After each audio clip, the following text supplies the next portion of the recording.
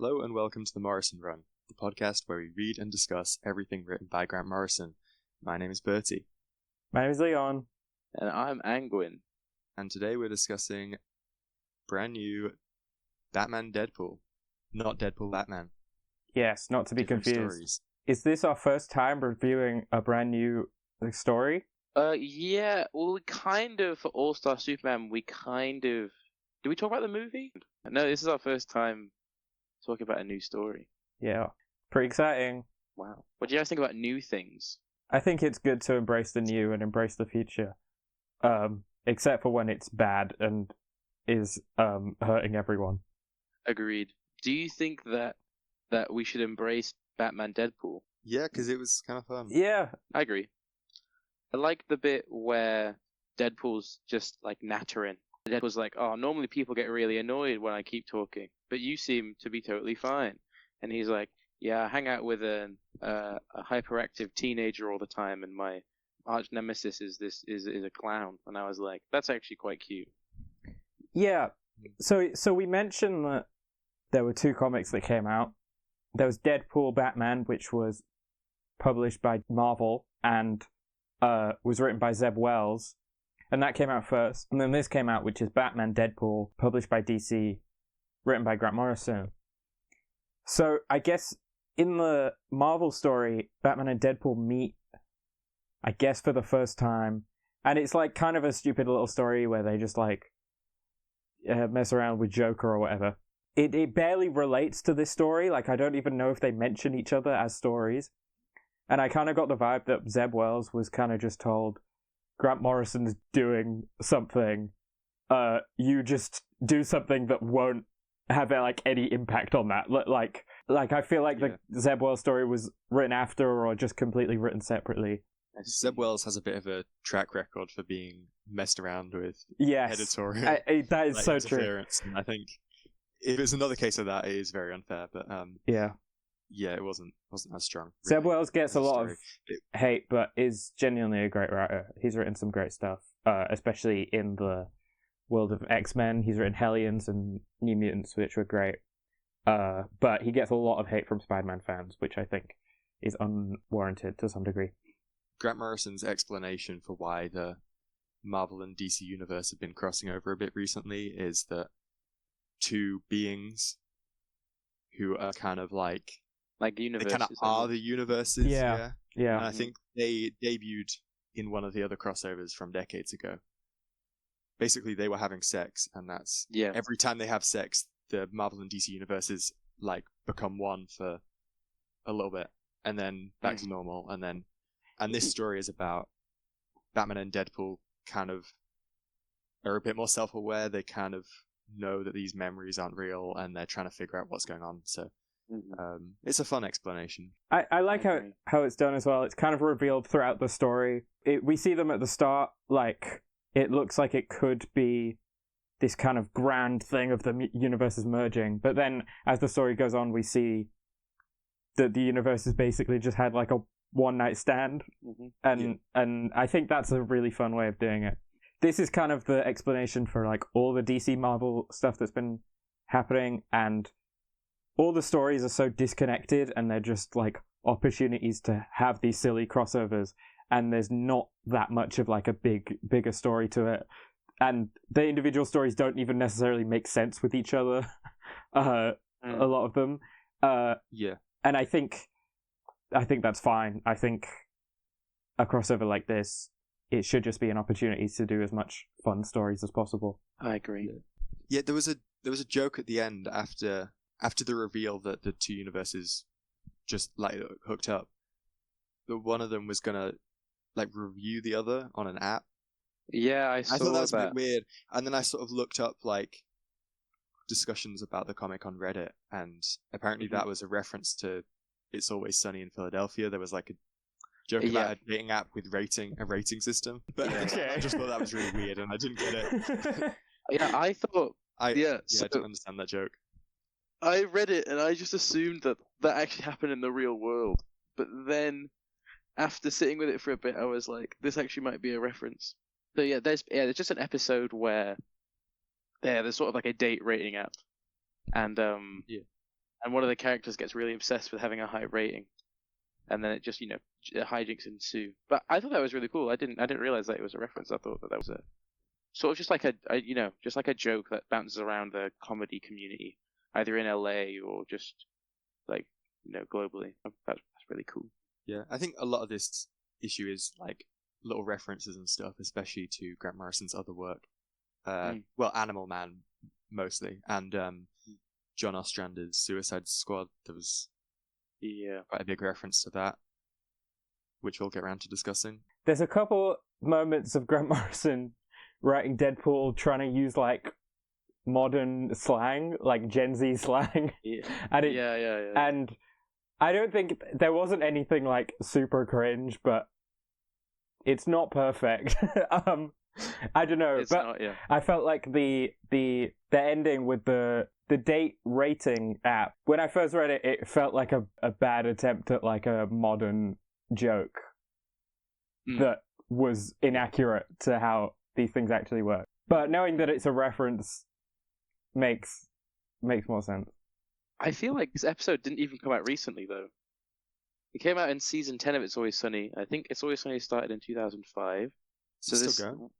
Yeah, it's still going. Yeah. They released a new season like a month or so ago. But I think season 5 will have been in 2015. Actually, wait, no, so it's on season 17 now, 2008. So it would have been like still like almost a decade ago that episode came out. So it's still not. I don't know. I don't really see what. I think it's funny, but I don't know if that's an attempt to try and be up to date. No, that or sort of just like. What I'm saying is, not knowing it was a reference made it feel more like Grant Morrison was trying to just do like a commentary on how dating apps are nowadays that wasn't accurate. I see. I was going to say, did you find this funny overall? I found it kind of funny. I think I liked Deadpool more here than I sometimes do. I found it funnier here. I didn't really find it funny. I found it cute at points, to be fair. I mean, I think that Deadpool and Batman obviously have almost like polar opposite characters. Or when you have really edgy Batman, they can feel like a polar opposite characters. But I think that they synergize really cute here. Yeah. Like I don't know if it's on purpose, but it seems like Batman keeps hazing Deadpool for being a ripoff of Deathstroke, and Deadpool keeps getting offended. And I think generally it's quite a cute dynamic. The Batman in this story is not ultra silent, serious Batman. I feel like this is almost like a 60s Batman, like that's being written here. Like he kind of makes little jokes, and he's chatty a little bit. Like he's not just like. And I think that was fun for the story. I liked seeing that version of Batman. Batman Brave and the Bold is specifically referenced in this comic, and I do feel like I got sort of Brave and the Bold vibes from Batman. Sure. Yeah. Right. Like, Robin shows up, and I think their dynamic is very, is similar-ish as it is in that show. I agree. I think this Batman is cute. He's kind of like a fun guy. Yeah. Yeah. I was saying to someone the other day they should do like either Action Comics or Detective Comics, but get someone like Ryan North on and just do it as like a fun Golden Age anthology thing. I was looking through some of those covers, and they're just like the weirdest ideas, but a bit like that Fantastic Four thing going on at the moment, which is just kind of that same style but in a modern lens. I think that'd be fun for Batman or Superman alongside like a darker series. I think something that this story does really well is it sort of like doesn't provide commentary but undermines some like Grant Morrison tropes that we saw. Like you talked about Animal Man. There's a bit where Grant Morrison shows up again in this story, like with Animal Man right at the end, right? And as much as like it's like this similar themes talked about, how like the writer makes all the characters suffer. Grant Morrison's face gets like I don't know how to describe it. I mean, I don't want to assume that our listeners have watched Deadpool Wolverine movie, but how would you describe the thing where Cassandra Nova's fingers are in like your face or whatever? They're sort of phasing through someone's face, but like in the most grotesque way possible. You see it and you feel like you can kind of feel it. But that happens. Like, Cassandra Nova's fingers like stick out of the eye sockets and the nose and stuff. That happens in Grant Morrison's New X-Men a tiny bit. Yeah. But I think was made even more iconic with the Deadpool Wolverine movie, and I think Grant Morrison has seen that movie and is doing another kind of response to that. So, yeah, I mean, the plot of that movie was Deadpool teaming up with Wolverine, a kind of Marvel Batman, to stop Cassandra Nova taking over the universe and multiverse, and that was kind of what was going on in this story as well, both quite meta. Yeah. But I think it's cool how, unlike in Animal Man, where Grant Morrison feels like this sort of otherworldly, even though Grant Morrison exists in the real world, to Animal Man and the reader feels like an otherworldly figure. In this, it feels like Grant Morrison is more playful and is sort of just like writing themselves in and out of the story, like with Cassandra Nova doing the weird hand face stuff, and then Grant Morrison just basically dies, and then the story continues. Yeah, I think this issue also did the thing again of like maybe the readers are the freaks and the like weirdos and the perverts for watching, but we didn't actually see them like suffer and stuff like we did in Animal Man. But I think it maybe is more just a reference to that series rather than like a point. Dan Mora drew this, which a lot of people were really hyped about.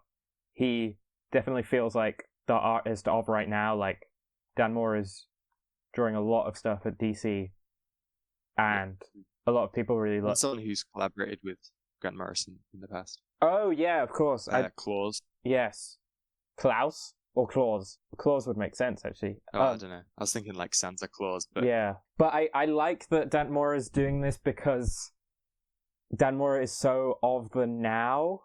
The Deadpool Batman one had Greg Capullo on it, who's obviously like great as well.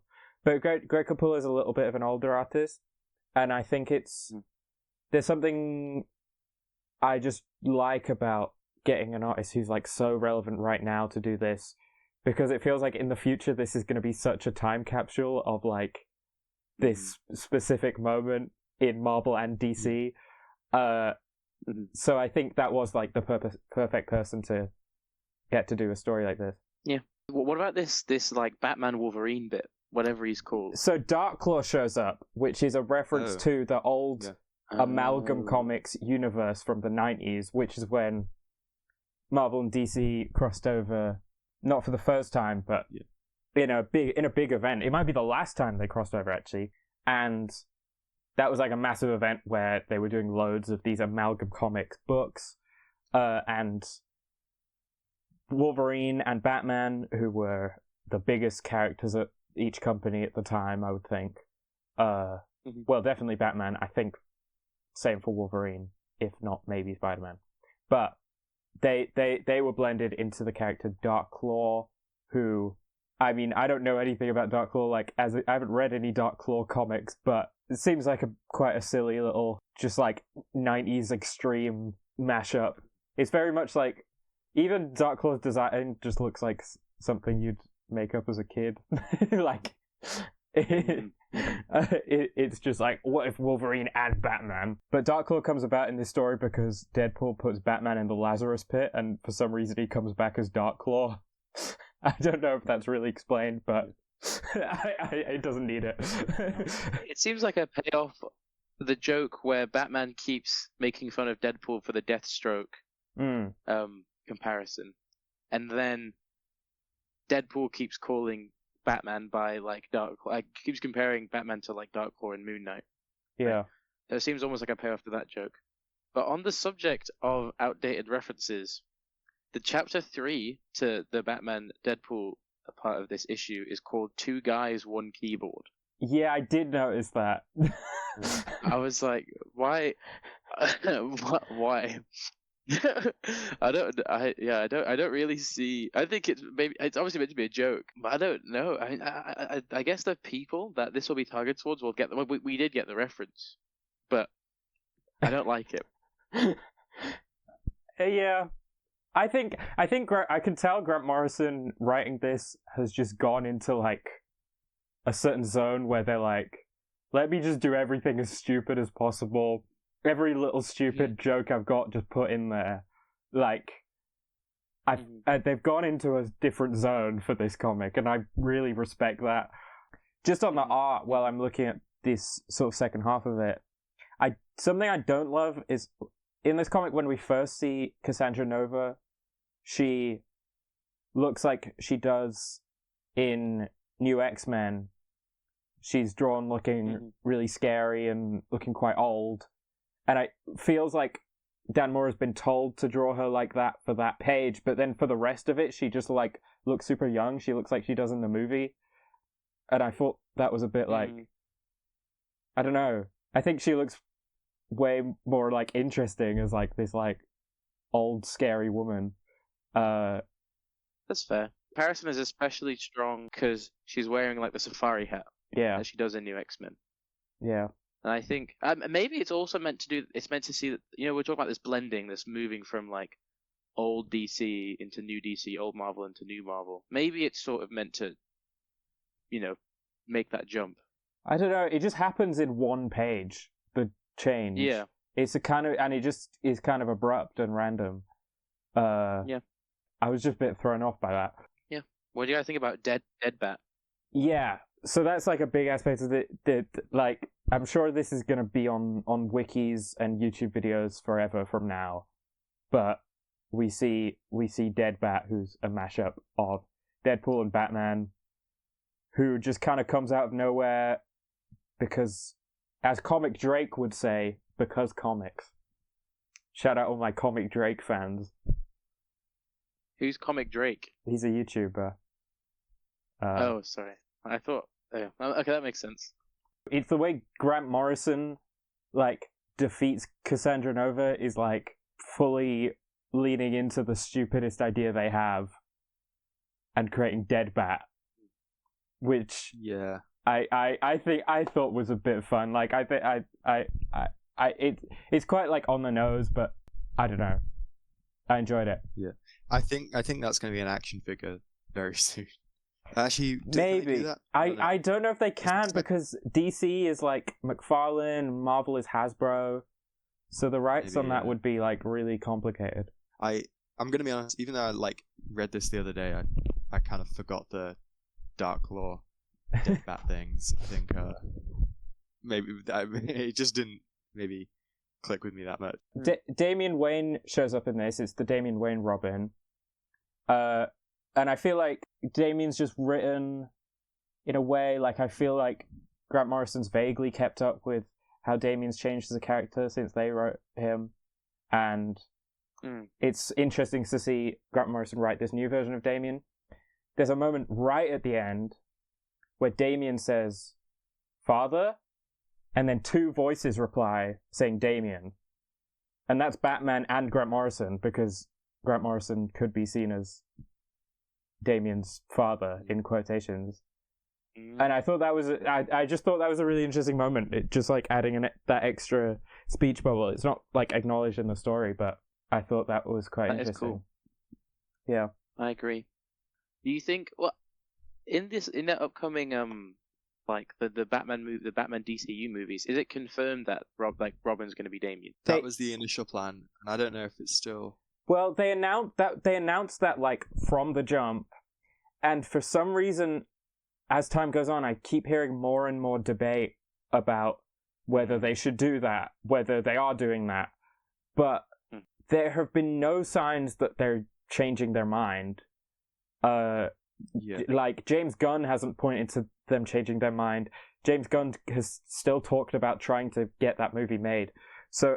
Yeah, as far as we know, that is what they're doing. They are doing Damien in the movie, and also just other projects that they've teased or people are excited about the possibility of kind of involve the, maybe like Teen Titans with an already existing Robin, or like I'm sure they'd be interested in Red Hood or all these other characters that aren't going to get adapted if we have a kind of year one Batman or something again. So yeah, I could definitely see it being a possibility doing a Damien story.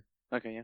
I only bring it up because maybe that this is probably going to be a very big popular issue, right? And the whole crossover is going to be quite popular.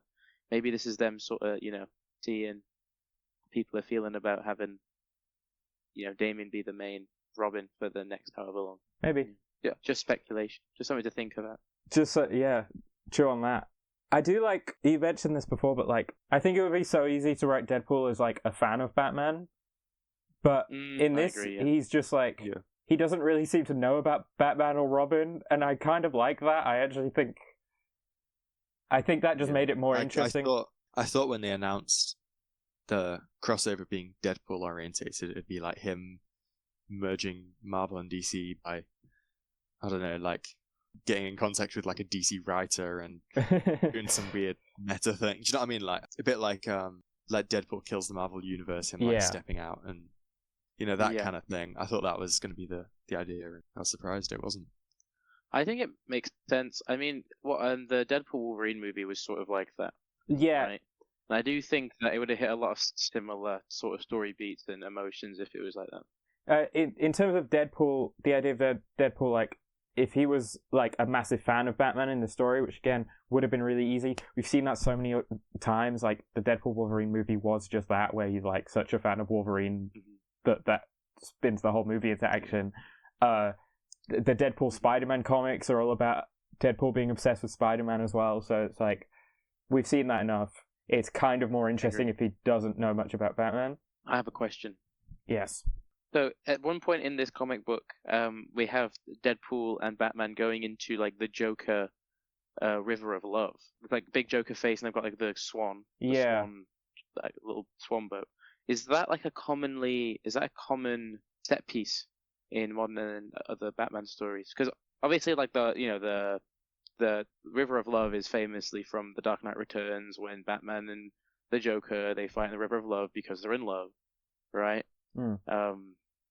But I don't know if maybe this is something that's been adopted in other... Because Grant Morrison is making a lot of references here. I was wondering if this is something that they've used or, is more commonly used in these stories. I haven't seen that, other stories particularly. I don't think I have, no. That's cool. Okay, well, this is cool. In terms of references, there's like a room full of references that... We haven't really mentioned this, but like in this whole story, they're in like a weird mind palace labyrinth, which is why all these crazy things are happening, because just like anything can happen. But they go into a room that seems to be like a room that's just like celebrating the Amalgam universe, and all the DC Marvel crossovers. So it says Amalgam on like a neon sign. There's a poster of Spider-Man and Superman, which is like the same poses as the Spider-Man and Superman crossover, which is from like the 70s or something, that predates the Amalgam universe. And then there's just some other little details that kind of hint at the Marvel DC crossover. I liked how for the last crossover they made a new Amalgam character. It was like Logan and Lobo, Logo, but it kind of was just Lobo. Yeah, there wasn't really much difference there. I read it and I was like, there wasn't much new to it, unfortunately, but I did like that they did it, that they returned to that Amalgam thing for a few pages. I feel like when you're gonna blend characters, you have to pick characters that are kind of different, because if you just do characters that are similar, you end up with like the same character. I see a lot of fan art of and this is cool for fan art, like it's always cool to see designs and stuff, but a lot of people do like Batman Daredevil mixes, and again that's like great for art, but for an actual story I feel like Batman Daredevil would just be Daredevil. Like I don't think that would actually be that a new or exciting a character. I think there's just way more potential for these kind of crossover characters if you just combine some really random ones. I agree. I like how this section ends on Batman saying Happy Holidays. Yes, because it's almost Christmas, and Batman and Christmas are like two really cool things. I'm gonna work really well together. Yeah, I'm gonna be honest. I didn't quite understand the context of this, but this story like begins and ends with Batman trying to help a guy who's like lost his wife or something. Yeah, he keeps saying Victor, so I don't... Yeah. My initial thought was Mr. Freeze, but I don't think it's Mr. Freeze. I don't think it is Mr. Freeze. But I just like that this, even if it's got all this stupid stuff, this ultimately is like a Batman story about Batman helping a guy. Which is good. Like, this isn't just happening for no reason. Yeah.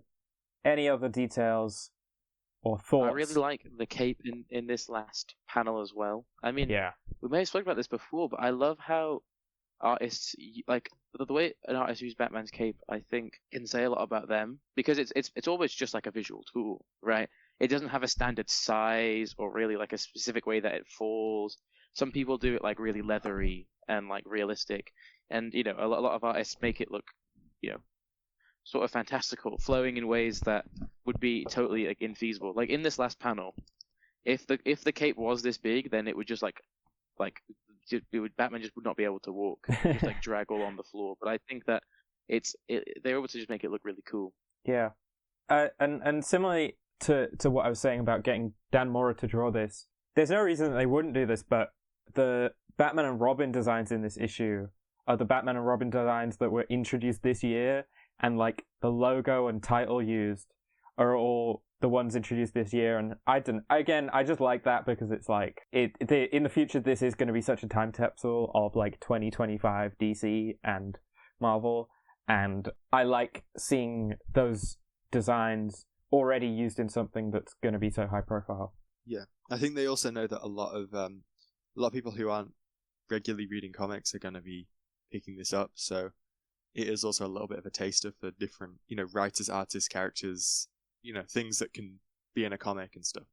Yeah. So I think it is also a little bit of an advertising thing there, and it is effective at that. A few details I wanted to point out. I think in the first panel where we see Batman and Deadpool together on panel, it's like a splash page, and Deadpool's like holding Batman in his arms, and I think it's a reference to Death in the Family, famous Batman issue. Jason Todd dies. It could be a reference to that. It could also be a reference to like one of the in Crisis on Infinite Earths covers, actually. That's like a famous kind of pose that gets used in comics all the time when someone dies. Also, Deadpool does the I can see you thing from Animal Man, just straight up. That's kind of interesting. I feel like that's like, I mean, a lot of this issue, it feels like Grant Morrison being able to indulge and celebrate their own work and like their own legacy in such a way that's like kind of fun to see. Just being like, yeah, I did this like crazy revolutionary comic like 40 years ago, and now I'm gonna just like throw in a joke about it. Like, sick. Yeah. Frank Quitely did a variant cover for this, which I already talked to you guys about off air. Obviously that's cool because Frank Quitely and Grant Morrison's history. I just remember seeing it and then like I did a tiny bit of research. It's this cover of like Deadpool like helping fix Batman's cape, but the like pose and everything is a direct reference to this image of like two gay naked cowboys that was like made by an artist who I forget the name, but it was made for like a magazine and then reproduced famously on this Vivienne Westwood t-shirt where the cowboys were printed in red and blue like Batman and Deadpool. Just thought that was another interesting little reference there. I wonder if that's very much like something Grant Morrison would reference. I wonder if Grant Morrison had any hand in bringing that to Frank Quitely. But also, you know, I have no doubt that Frank Quitely would reference that himself as well. Mm-hmm. You guys like any of the other stories? In the first one, there was a Captain America and Wonder Woman story. Yeah, in the Deadpool Batman issue. Yes. And that one, I think it felt a bit rushed. Like, it wasn't the best paced comic I've read, but I did like how they went through the history of this new Marvel DC universe, and Captain America and Wonder Woman like married in wartime, and then you sort of see this thing evolve. And I think it wasn't the best story, but I did like the idea of just showing sort of like merging their World War II eras and maybe showing like what this new history was like. I thought that was a good spin on it, whereas most of the others were like the characters just meet, team up, hang out for a bit, and then go. We got to see Frank Miller return to the Dark Knight Returns universe and have like Wolverine like fight him for a few pages. Yeah, that was I did not care for that story. No. It was just like it was like unintelligible visuals with Batman and Wolverine just yelling at each other. Yeah, but it's kind of funny that they did it. But no, I enjoyed the Wonder Woman Captain America story. I agree with everything you said that it was like weirdly paced. Though I actually don't have anything to add to that. I think you kind of nailed everything there. Yeah, I think the Shazam Thor one by Al Ewing was fun. Unfortunately, it was in that format where they're trying to promote Marvel Unlimited, so it's just a like vertical scrolling thing. It's not proper pages. Oh, but I didn't see that. Compared to the they also did one for DC Unlimited with the Flash and the Fantastic Four, but for some reason that one had just a lot of like gutter space, so there was not really any reason you should have been scrolling through that if it wasn't a proper thing.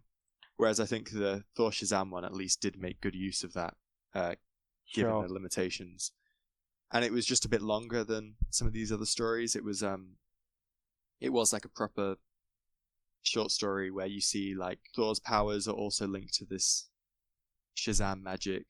He's kind of forgotten who he is, and then he has to grab his hammer and yell Shazam. And there was some good ideas there, and it was fun to. The characters were still their authentic selves once they had kind of their powers and stuff, and it was fun to see them interact. Didn't Al Ewing also do a Rocket Raccoon story in that first issue? Oh, Green Lantern. Yeah. I forgot that was Al Ewing, but yeah, that was fun. Rocket Raccoon like becomes a Green Lantern, but then immediately tries to sell the ring or something, or like gamble it away. Right. It's quite a funny little story because Al Ewing's written Rocket Raccoon in the past, and it's just like Rocket Raccoon going on another little caper, this time in the DC universe, basically. And I really enjoyed that one, actually. Kevin Smith returns to do a Daredevil, Green Arrow story, returns to both those characters.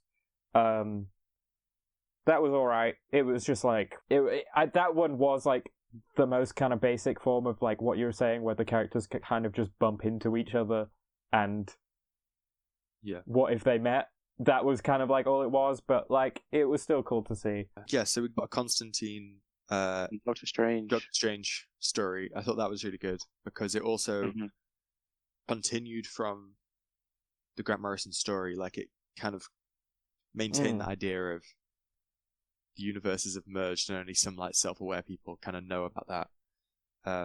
And it flashes between them interacting and also Swamp Thing fighting Ghost Rider. Yeah. And the idea is like the DC universe is much darker and the dark magic is gonna mess up the balance or something. I don't know. But it was fun. It was like well drawn. For some reason it had 3 writers, which I don't know why they needed 3 writers for like a 5-page story, but it was good. I think I'm gonna check the credits now. No, yeah, it was it's I've got it right here. It's Scott Snyder, James Tynion, and Joshua Williamson. All very good writers. I was especially attracted to this story because of the art by Hayden Sherman, who's like quickly become one of my favorite artists, mostly because of Absolute Wonder Woman. As always, Hayden Sherman, not only just like the art looks gorgeous, but also the panel layouts are incredible. I mean, literally this first page, it's like Constantine in the top left corner, and then in the middle there's a bunch of panels all displayed peeking out through a pentagram, and it's like, as always, Hayden Sherman just outdoes themselves on every page with the panel layouts and the actual quality of the drawing itself. Like, it looks incredible. I agree. There are like some of the magical parts of the Marvel and DC universe being secret, even kind of not fully known by the other heroes and stuff in those worlds is something I really like often, and I just find that fun to see it explored in a pretty good story. Like this was, compared to some of the other ones, it felt like a full story. I got everything I wanted. I've seen those characters interact, so I really enjoyed this one. Similarly, the story right after that is Laura Kinney, Wolverine, and Nightwing, which I enjoy because it's the sidekick characters teaming up. That one is just long enough and has enough of a story and like stuff actually happening to be interesting. It's not just the characters bumping into each other. There's like just a little bit more to it than that. Like we see Nightwing get to interact with Gabby, who's Laura's little sister, and like it's all really cute. And then they all just like hang out together at the Gotham clock tower with Batgirl as well. And it's just like it is kind of that simple thing of just the characters bumping into each other and like they fight Killer Croc or whatever, but just done with enough depth that I really enjoyed it. Yeah, but also it's one of those ones where I think if Marvel and DC had been more just sort of liberal with each other in the past, and I think Tom Taylor maybe would have had those characters cross over. Yeah. At some point in one of those runs, he's done quite long runs on both of them. I believe Tom Taylor and Bruno Redondo, who did this story, I believe they both have worked together on All-New Wolverine and on Nightwing. Right. Famously on Nightwing, but I'm relatively sure Bruno Redondo was also on Wolverine, so it is a really cool full circle moment for this crossover story here. Yeah, great fan service as well, because I think fans of one have read the other, and also it's not like remember this. It's quite an authentic interaction between the characters. That's so true. And there's a fun joke that's like Laura finds out that Nightwing's just a guy, and I think I saw on Instagram that might have been a reference to there's apparently I don't know who wrote it actually, but the New 52 Justice League series, maybe Jeff Johns, I'll check. I think there's a bit where Green Lantern finds out that the Batman he's just a guy in a bat costume, and that's quite a shock to everyone because he's this kind of myth. But I don't know, it was funny in this between Laura and Nightwing. I think this final panel is really, really cool as well, where they have Nightwing and Laura sort of like on a cathedral, like a very Batman set piece, looking over what I imagine is like a sunrise, and then they've got these big splashes of Batman and Deadpool in the clouds, respectively. Batman and Wolverine, sorry. Yeah. I just think that's really cool. I agree. It's a great page. Originally, I thought this went without saying, but I think that in this splash page, it proves that Batman has a lot more aura than Wolverine. Yeah. Yeah. Like, he's just stood. Yeah. He stood looking really cool. I think Batman, in his comics, is treated like this kind of myth, this sort of legend in Gotham, whereas Wolverine is like almost just like quite a well-known like member of the X-Men who's yeah, that's true. Yeah, he's also he's treated more animalistic as well. He's treated as more as like a yeah. Despite Batman being just a guy, Wolverine's treated more like a guy as a character. And I think that kind of comparison that we're generally saying here is like kind of generally true of like Marvel and DC. People like say this so much, so I don't want to like beat a dead horse, but like DC, a lot of the characters are like myths and icons, and Marvel characters tend to be more like real people. Yeah, well, I think it makes sense. I mean, like the DC characters are treated a lot more like folklore heroes, right? Yeah, the Trinity at least, I think. At least definitely. But I think it makes sense. I think it's a worthwhile comparison. To answer your question, Leon, another one that I really liked, not to just touch on the one we've already spoken about, but this Constantine Doctor Strange one, I really like. Obviously, the art is gorgeous, but I love the sort of characters they've chosen to cross over here. It makes sense to do Constantine and Doctor Strange, right? Sort of like, characters to do with magic and that sort of thing. But just the contrast it's also just sort of a color thing. Like, John Constantine almost seems more photorealistic when he's drawn. I think and then Doctor Strange. I don't think it is just colors. Like, I think Hayden Sherman has drawn them like with a different vibe to the art style. Like, they definitely contrast each other. I think Constantine's shaded differently to Doctor Strange. Yeah. And they definitely stand out next to each other. Yeah. I think it's a really cool contrast because they're characters that deal with very similar things, but the way that they're drawn, the way that they engage with it is so vastly different. I just think it's really cool. And then also the Swamp Thing, Ghost Rider stuff, two characters with beautiful, really iconic designs just sort of going at it with each other. Yeah. Yeah. So I really like that one. Me too. I don't know if this has been a thing always, but I do like it, like Doctor Strange's modern appearance still being not dated. I know a lot of like superheroes are brightly colored, but he's just has this kind of vibrant, like almost like he's drawn in the colors he would have been when they were limited to just like, you know, the bright blue, red kind of, I don't know. It's just like a fun, crazy design. I've seen it in Trad Moores. He did Doctor Strange Fall Sunrise, which is like him in hell or something. And he's still wearing that costume, and it looks kind of crazy. I want to check that one out. There've been attempts to modernize Doctor Strange and like make him look cool in a modern sense, but they haven't stuck. And I think nothing will be as cool as his classic look. He still has like the little mustache and the like swept back hair with the grey temples that are way too perfect. It's like that combined with the costume and the whole look. When they really go for it and they decide, nah, this is cool, and we're gonna draw it like it's the coolest thing ever, it becomes the coolest thing ever. And I think before the film, Doctor Strange was mostly famous from his covers, like those.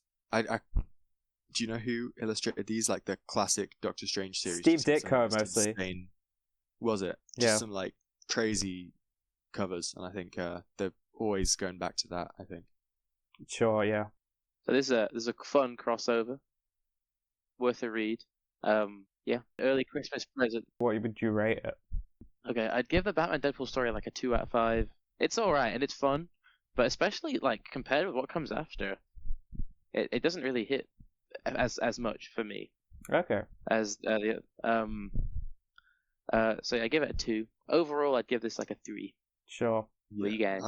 I think I'd go with the same. I think like 2 just for that story, because I think it was fun, but like, I mean, like I said, I was like Dark Claw and the Dead Bat and stuff, like that type of thing, or at least the way they did it didn't super excite me, but it was fun to see these characters interact. There were a few good moments, but overall I had a lot of fun with the recent Marvel DC crossovers, and kind of like to, you know, imagine that world and interactions. So I don't know, maybe 3, 4 overall.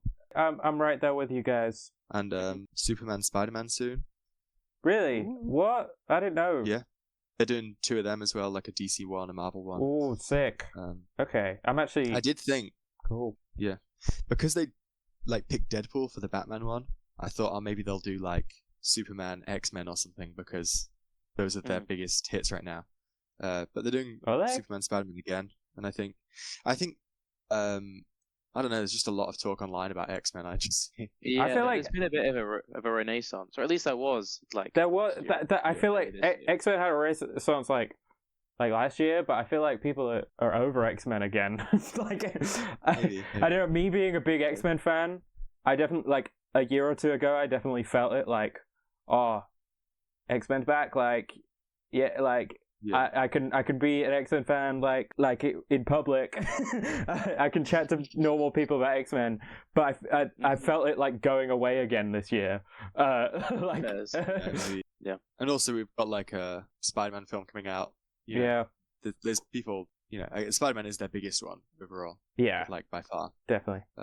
Yeah. Or like another one they could have done is maybe Fantastic Four, because there was so much fan art of that anyway. But I think they didn't need to do that, like the fans did that. Yeah. So. I think they've also used this of it like through the backup stories and the covers. This time right now is just like an opportunity for loads of artists to just get in on drawing. Yeah. Like the covers will just be random crossovers, and I think a lot of artists are just getting to cash in on that and just draw like a random cool crossover. Anyway, with that, I believe we're done for today. Mm-hmm. It was really cool to be able to review a new Grant Morrison story. We're not going to be able to do that often, and a new Grant Morrison story at the big 2. I don't know if that's ever going to happen again. So, like, that's awesome that we got to do that right now today. You can follow the Morrison Run on Instagram, and you can leave a comment on the YouTube. You can subscribe to our YouTube. You can leave a review on Spotify or Apple. That would really help us out, and that would be awesome to hear your thoughts. I believe next week we're going to be reviewing Doom Patrol. Are we excited for that, guys? Yes. Yeah. Me too. Alright, we'll see you in the next one. Good night.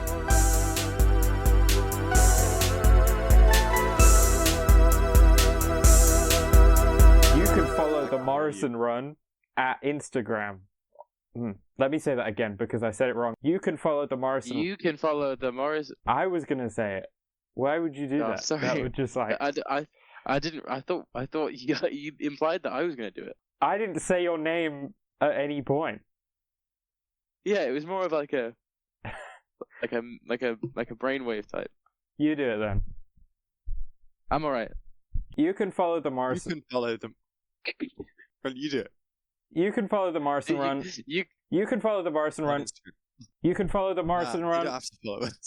Just let him say it. I just want to say that I'm trying to end the podcast. I wasn't even trying to interrupt. Okay. You can edit. Oh!